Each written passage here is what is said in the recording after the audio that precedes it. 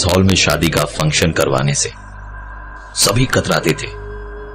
यहां जिसने भी शादी की उसकी शादी ज्यादा दिन टिकी नहीं। औरित्रो और कोमोलिका को जब शादी के लिए और कोई हॉल नहीं मिला तो मजबूरन उन्हें इस हॉल को बुक करना पड़ा। तय दिन मुहूर्त के हिसाब से शादी की प्रक्रिया शुरू हुई। औरतों की वो फेमस बंगाली शादी की ड्रेस और उनका वो नजर बचाने के लिए दूध भरी देना। शादी का पूरा माहौल बना हुआ था और शादी से औरित्रो और कोमोलिका की खुशी देखते ही बन रही थी। शादी की वीडियो और फोटो का पूरा काम औरित्रो का दोस्त विप्लव देख रहा था। औरित्रो और विप्लव का यही एक्चुअली बिजनेस भी था। मंडप में बैठा औरित्रो काफी खुश था। फूलों की आवाज देते देते जब सारी औरतें रुक गई तो भी आवाज किसी एक की आवाज आती रही। अभी तक जो आवाज अच्छी लग रही थी औरित्रो को इसी आवाज से अब परेशानी होने लगी। वो बार बार इधर उधर देखता रहा लेकिन उसे कोई नहीं दिखा जो वो आवाज कर रहा था। आखिरकार कोमोलिका के आने पे मंडप में मंत्र शुरू हुए। मंत्र पढ़ते पढ़ते पंडित जी ने आग में घी डालने के लिए हाथ आगे बढ़ाया ही था कि एक हवा के झोंके से हवन की अग्नि बुझ गई। पंडित जी की आंखें बड़ी बड़ी हो गई। औरित्रो और कोमोलिका का चेहरा भी थोड़ा उतर गया था। बड़े बुजुर्गों का अपशगुन का रोना अपनी जगह हो ही रहा था कि उसी बीच औरित्रो को पंडित जी ने कहा, देखिए सब बेकार की बातें हैं, कोई अपशगुन नहीं होता, चीजें गलत नहीं होती, इंसान की नीयत सही है गलत होती है। आप दोनों बैठिए, शादी का मुहूर्त जो है वो निकला जा रहा है। अपने पीछे पीछे उन्हें मंत्र दोहराने को कहा तो दोनों एक दूसरे को देखकर मुस्कुराए और फिर पंडित जी ने मंत्र बोलने शुरू किए। এবার বলুন চরিতং হৃদয়ং তব তদস্তু হৃদয়ং মম। औरित्रो चौंक गया और उसने कोमोलिका से पूछा, क्या तुमने भी सुना? कोमोलिका हंस के बोली, क्या शादी करने का मन नहीं है क्या? चलो मंत्र दोहराओ उनके पीछे पीछे। औरित्रो को लगा शायद शादी के पहले का स्ट्रेस है। पंडित जी दोबारा मंत्र पढ़ने लगे। सब कुछ नॉर्मल था। औरित्रो और कोमोलिका ने मंत्र दोहराए तो एक बार दोबारा চরিতং হৃদয়ং তব তদস্তু হৃদয়ং মম। औरित्रो ने तुरंत कोमोलिका को देखा। उसके चेहरे पर सिर्फ खुशी ही खुशी थी। इन सब के बीच विप्लव फोटो और वीडियो का काम बखूबी संभाले हुए था। औरित्रो ने भी जब देखा कि किसी को कुछ फर्क नहीं पड़ रहा है तो इसका मतलब उसका वहम ही होगा और वो चुप ही रहा। शादी वादी सब आराम से हो जाने के बाद ज्यादातर मेहमान भी अपने घर की ओर चले गए थे सिवाय कुछ खास करीबियों के। सबसे आखिर में जब खाना खाने के लिए सिर्फ दोनों परिवार वाले बैठे तो चारों तरफ से वीडियो और फोटो शुरू हो गए। खाना वाना होने के बाद मीठा खाया ही था औरित्रो ने कि उसे एक आवाज सुनाई दी, আর একটা রসগোল্লা খাবে? औरित्रो ने पलट के देखा तो वहां कोई नहीं खड़ा था। औरित्रो एक पल के लिए वहीं थम गया था क्योंकि जो आवाज उसने सुनी थी वो शायद उसके लिए जानी पहचानी थी कि तभी उसकी सास सामने से आई और उन्होंने पूछा, কি বাবা আরেকটা রসগোল্লা খাবে? औरित्रो और कोमोलिका की शादी के वक्त औरित्रो को ऐसी बातों का एहसास हुआ जिनसे कुछ देर के लिए वो अपनी शादी को लेकर डर गया था।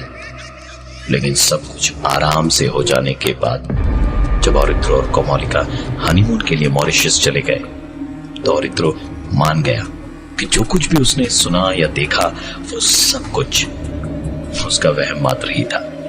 और उसके जाने के बाद उसके दोस्त और बिजनेस पार्टनर विप्लव की बारी थी सारी फोटोज और वीडियोस को तैयार करने को। विप्लव स्टूडियो में बैठा सारे वीडियोस देख रहा था और हर एंगल से विप्लव को रह रहकर झटके लग रहे थे, क्योंकि वीडियो में हर जगह पर एक लड़की दिखाई दे रही थी, पर उसकी शक्ल साफ तौर पर समझ नहीं आ रही थी। वीडियो में सबसे पहले जहां उल्लू की आवाजें आ रही थी, वहां सब लोगों की उल्लू की आवाज गई, लेकिन भीड़ में सबसे आगे एक लड़की खड़ी थी जिसकी उल्लू की ध्वनि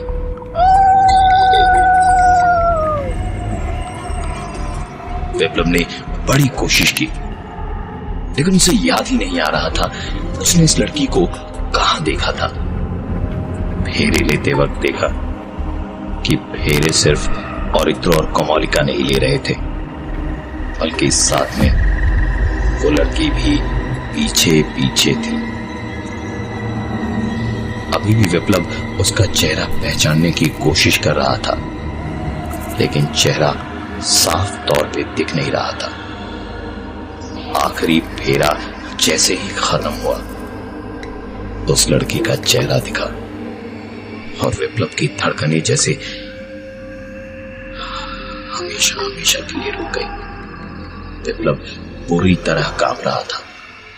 उसने तुरंत फोन उठाया और औरित्रो को फोन लगाया।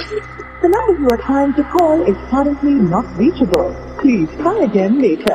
विप्लव ने कई बार फोन ट्राई किया, लेकिन एक बार भी फोन नहीं लगा। The number you are trying to call is currently not reachable. शायद उसके मैसेजेस पहुंच जाएं। ये सोच के उसने मैसेज टाइप किया और औरित्रो को भेज दिया। I guess she's back. Check your wedding video. Message भेज के विप्लव सीधा बाथरूम गया और मुंह पे ठंडा पानी मारने लगा कि तभी पानी के छींटों के बीच अचानक ही बाहर से पॉज किया हुआ वीडियो अपने आप प्ले हुआ और उसमें से आवाजें आने लगी। विप्लव भागता हुआ बाहर आया तो देखा एक लड़की उसके वीडियो एडिटिंग डेस्क पे बैठी वीडियो देख रही थी। विप्लव बिना कोई आवाज किए चुपचाप 2 कदम पीछे गया, फिर भागते हुए घर के मेन दरवाजे तक गया। दरवाजे को जैसे ही खोला उसके तुरंत बाद ही उसने दरवाजे को बंद भी कर दिया। वो लड़की उसके दरवाजे के बाहर ही खड़ी थी। विप्लव ने हाथों से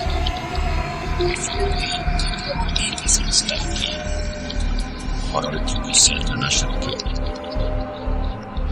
हर एक मैसेज में लिखा था She is back. I saw her.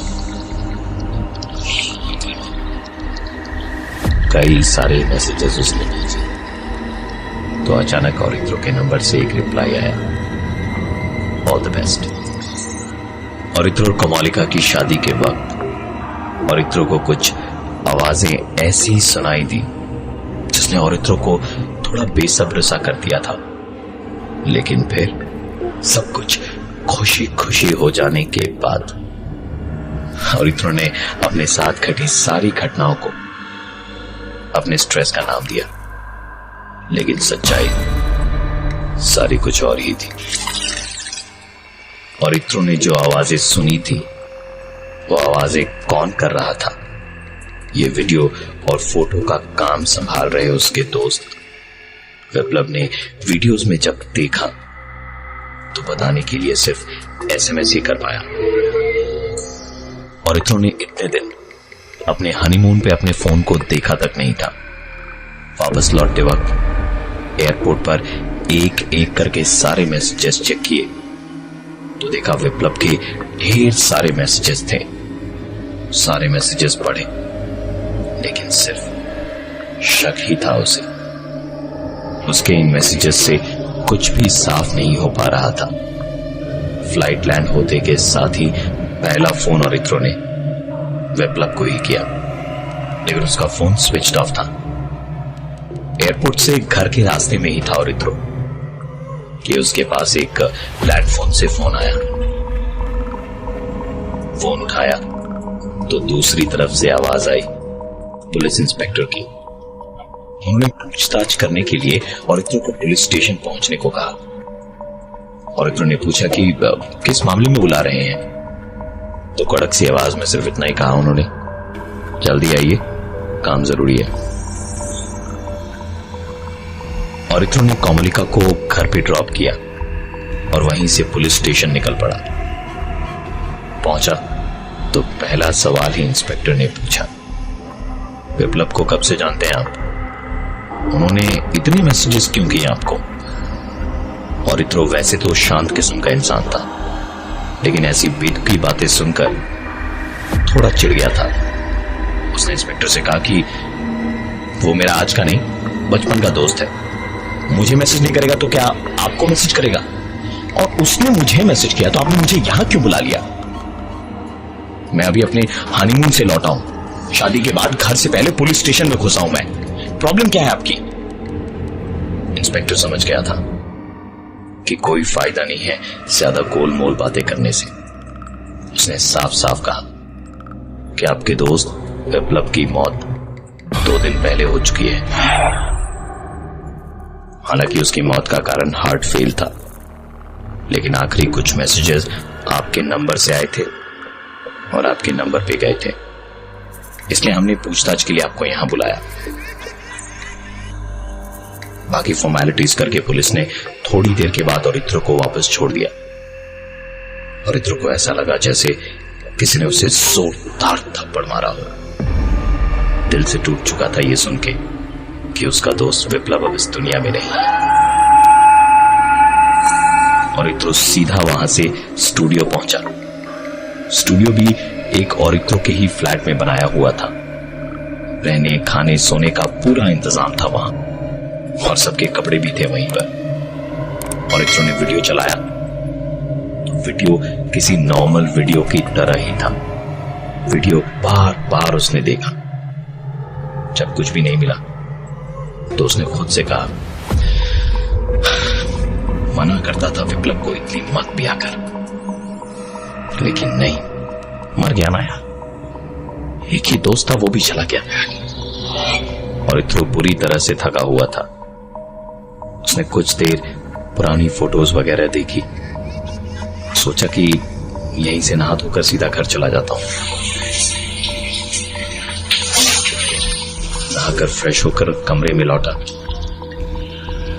तो शीशे के सामने कंघी कर ही रहा था कि पीछे वीडियो अपने आप चलने लगा और शीशे में वीडियो काफी अलग था।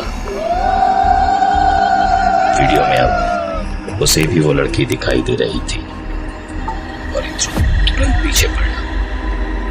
वीडियो एकदम नॉर्मल था। औरित्रो ने वापस शीशे में देखा तो उसे वो औरत वापस दिखाई दी। सारी औरतों ने जब ध्वनि को रोका तो वो लड़की उस भीड़ में अकेली उस की आवाज को करती रही। औरित्रो ने पलट के देखा तो वीडियो में वो लड़की नहीं थी, लेकिन उल्लू की आवाज आ रही थी।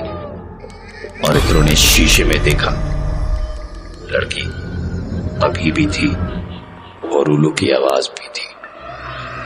औरित्रो फिर वापस पलटा तो उल्लू की आवाज और वो लड़की वीडियो में नहीं बल्कि उससे बस 2 इंच की दूरी पर थे। औरित्रो के दोस्त विप्लव की मौत की वजह हार्ट फेल थी, जिसकी वजह से औरित्रो को पुलिस ने रोक कर नहीं रखा और छोड़ने पर मजबूर हुई। और इत्रो वहां से निकलकर सीधे अपने उस फ्लैट में पहुंचा जहां उसने विप्लव के साथ मिलकर अपना एक स्टूडियो बनाया था। अपनी शादी का वही वीडियो उसने जब देखना शुरू किया तो उसे ऐसे तो कुछ नहीं दिखा, लेकिन जब आईने में देखा तो उस वीडियो में उसे एक लड़की दिखाई दी। पलट कर देखा तो वो लड़की टीवी पर नहीं थी, उसकी आंखों के एकदम सामने खड़ी थी और इत्रो के पैर जैसे जम गए थे वहां। वो लड़की उसके और नजदीक आए जा रही थी और उल्लू की आवाज एकदम तेज होती जा रही थी और इत्रो के पास उसने किसी तरह अपनी सारी हिम्मत और ताकत वहां से भागा। दरवाजे तक पहुंच गया, दरवाजे को खोलने की भरसक कोशिश करने लगा, लेकिन दरवाजा नहीं खुला। पलट कर देखा तो वो लड़की अब वहां नहीं थी और इत्रो की धड़कन इतनी तेज थी कि इस सन्नाटे में उसकी धड़कनें साफ सुनाई दे रही थी। एक घड़ी सांस लेकर जैसे ही और इत्रो ने अपनी आंख खोली तो उस लड़की का चेहरा सिर्फ 1 इंच दूर था उसके चेहरे से। जोर से चीखा, मैं बेहोश हो गया। थोड़ी देर के बाद पानी की छींटों से उसकी आंख खुली तो देखा कमरे में पुलिस वाले थे। तो कुछ बोले उससे पहले ही इंस्पेक्टर बोले, ऐसा है कि हम जानते थे कुछ तो गड़बड़ है यहां, तुम्हारी चीख सुनते ही अंदर आए। अब बताओ चीखे क्यों थे तुम, बात क्या है? और इत्रो घबरा के कांपती हुई आवाज में बोला, नहीं कुछ भी नहीं, वो मैं तो बस ऐसे ही गिर गया था इसीलिए चीखा। इंस्पेक्टर के चेहरे पर थोड़ा गुस्सा आया ही था कि और इत्रो उनसे पहले बोला, लेकिन यह आवाज और इत्रो की नहीं, एक अलग सी ही आवाज थी। इंस्पेक्टर साहब, ये झूठ बोल रहा है,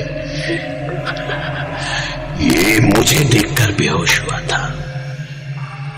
सख्ती से पूछिए, सब बताएगा।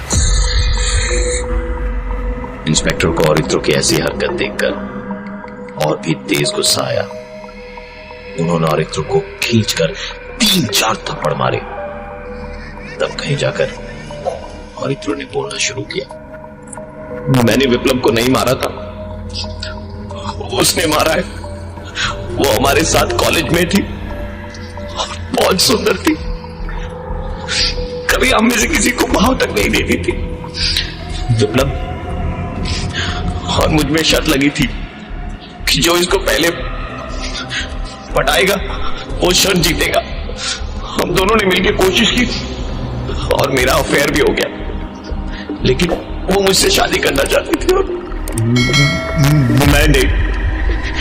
मैंने बड़ी मुश्किल से विप्लव के साथ मिलकर ऐसा प्लान बनाया कि वो मुझसे नफरत करने लगे और उसके बाद आगे चलकर उसने सुसाइड कर लिया। हमने जानबूझकर कुछ नहीं किया था, हमने जानबूझकर कुछ नहीं किया था। और इत्रो को लेकर पुलिस जा रही थी तो रास्ता पार करते वक्त एक गाड़ी से टक्कर लगी, जो कि मौत वही रास्ते पर मौका वारदात पर हो गई। लोग कहते हैं कि उस शादी के हॉल में जितनी भी शादियां हुई हैं, जहां और इत्रो की शादी हुई थी, वहां की भी शादी कभी टिकती नहीं। और इत्रो और कोमोलिका की शादी उस हॉल की और एक शादी थी जो ज्यादा दिनों तक टिक नहीं पाई। और इत्रो की जिंदगी में इतना सब कुछ क्यों हुआ, ये हम सबके सामने है। और उस हॉल के पीछे का राज आज भी एक राज बना।